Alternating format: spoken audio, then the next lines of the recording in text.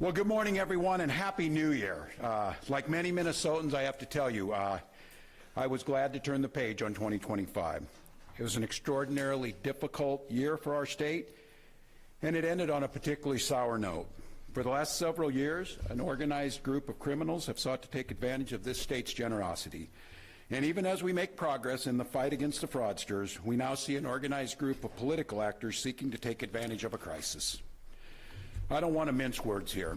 Donald Trump and his allies in Washington and in St. Paul and online want to make our state a colder, meaner place. They want to poison our people against each other by attacking our neighbors. And ultimately, they want to take away much of what makes Minnesota the best place in the country to raise a family. They've already begun trying to withhold funds that were meant to help families afford child care. And they have no intention of stopping there. Make no mistake. We should be concerned about fraud in our state government. We cannot effectively deliver programs and services if we can't earn the public's trust. That's why over the past few years, we've made systemic changes in the way we do business. We've gone to the legislature time and time again to get more tools to combat fraud. We've fired people who weren't doing their jobs. We've seen people go to jail for stealing from our state. We've cut off whole streams of funding in partnership with the federal government, where we saw widespread criminal activity. We've put new locks on the doors of our remaining programs, and we've hired a new head of program integrity to make sure that those locks can't be broken. All across this state, Minnesotans are hard at work on this problem. Advocates, administrators, investigators are on the front lines defending the integrity of our state's programs, and I want to give a very heartfelt thank you to all of them. There is more to do. A single taxpayer dollar wasted on fraud should be intolerable. And while there's a role to play for everyone, from the legislature to prosecutors to insurance companies to local and county government, the buck does stop with me. My administration has been taking fast, decisive action to solve this crisis. We'll win the fight against the fraudsters. But the political gamesmanship we're seeing from Republicans is only making that fight harder. We've got Republicans here in the state legislature playing hide and seek with potential whistleblowers. We've got conspiracy theorist right-wing YouTubers breaking into our daycares, demanding access to our children. We've got the President of the United States demonizing our Somali neighbors and wrongfully confiscating funds that Minnesotans rely on. It's disgusting and it's dangerous. Republicans are playing politics with the future of this state. It's shameful. And I've said it before, and I will continue to say it. We welcome ideas from anyone, in any party, from any walk of life, who wants to help us continue to stay ahead of these criminals. And we welcome the involvement of the federal government. I am grateful to the career professionals at the U.S. Attorney's Office and the FBI who have been helping us fight this fight for years. But I cannot abide the actions of the political leadership in Washington. These opportunists are willing to hurt our people to score cheap points.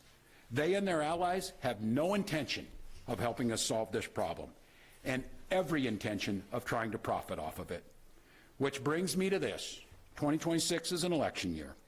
Election years have a way of ramping up the politics at a time when we simply can't afford more of that in Minnesota. In September, I announced that I would seek a historic third term as Minnesota's governor, and I have every confidence that if I gave it my all, we would win the race. But as I reflect on this moment with my family and my team over the holidays, I came to the conclusion that I can't give a political campaign my all. Every minute that I spend defending my own political interest would be a minute I can't spend defending the people of Minnesota against the criminals who prey on our generosity and the cynics who want to prey on our differences. So I've decided to step out of this race, and I'll let others worry about the election while I focus on the work that's in front of me for the next year. I'm passing on this race with zero sadness and zero regret. I did not run for this job to have the job. I ran for the job to do the job. Minnesota faces enormous challenges this year, and I refuse to spend a single minute doing anything other than rising to meet this moment. Minnesota has always come first and always will. That's what I believe servant leadership demands of me. As an optimist, I'll hold out some hope that my friends on the other side of the aisle will consider what servant leadership demands of them in the moment. We can work together to combat against the criminals. We can work together to rebuild the public's trust and make our state stronger. But make no mistake about it, if Republicans continue down the path of abusing power, smearing entire communities, and running their own fraudulent game at the expense of Minnesotans, I will fight back with everything that I have. I am absolutely confident a Democratic and a DFLer will hold this seat come November.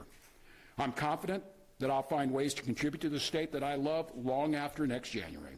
But there'll be time to worry about all that later. Today, I'm proud of the work we've done to make Minnesota America's best place to live and raise kids. From our new paid leave policy to our child tax credit to our school lunch programs feeding every single child. And I'm doubly proud of the incredible team we put together to make this vision a reality. I want to take a moment to thank every member of my staff, to every single state employee who has been part of this fight. Now more than ever, I need you on the job. I need you to help work together to tackle the important work in front of us. And most of all, I want Minnesotans to know how grateful I am for the opportunity to serve this state, for the privilege that I have been given to serve in this office. I'm on the job. I'm focused on making sure that we stay America's best place to live and raise kids. No one will take that away from us. I'm proud of the way we treat our neighbors. I'm proud of the way that we welcome people to this state. I'm proud of the way that we innovate. And I'm proud of the way that we are optimists for the future. No one's taking this away from us. Not the fraudsters, certainly not this president, not on my watch.